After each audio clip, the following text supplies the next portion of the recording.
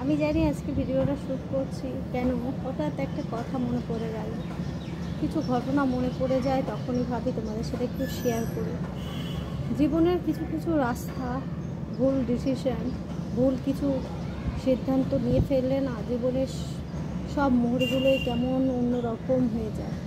সবসময়ের জন্য সঠিক ডিসিশন, সঠিক সিদ্ধান্ত নেওয়াটা খুব দরকার। আর যদি তোমার মাথার উপরে গুরুজন না থাকে তখন আরও ভুল হয়ে যায়।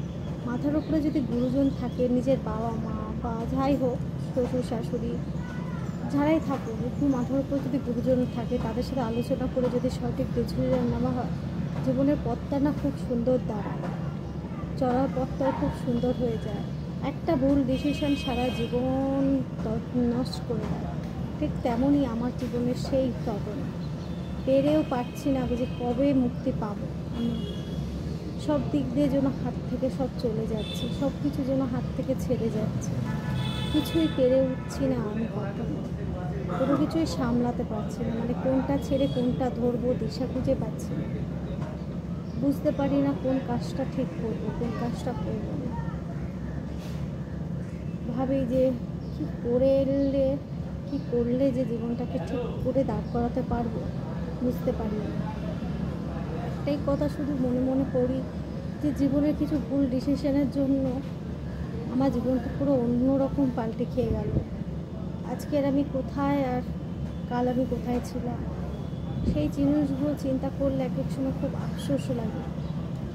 বুঝতে পারি না যে কেন করেছিলাম। তখন হয়তো যদি শ্বশুর শাশুড়ির সাথে কথা বলতাম, মানে মা বাবার সাথে সবার সাথে একটু আলোচনা করতাম, তখন হয়তো আমার এই ডিসিশনটা আসতো না, তখন হয়তো আমার ঘর থেকে বাইরে বেরোতে হতো না।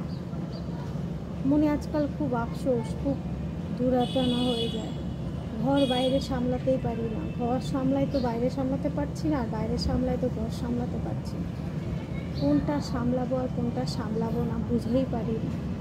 কবে যে সব ঠিক হয়ে যাবে ভগবান জানে। আমার জীবনের যে কোন তল চারাপ নিয়ে আমি ভুলেছি, একটা ভুল ডিসিশানে আমার জীবনটা পুরো স্তন্যনচ করে দিল।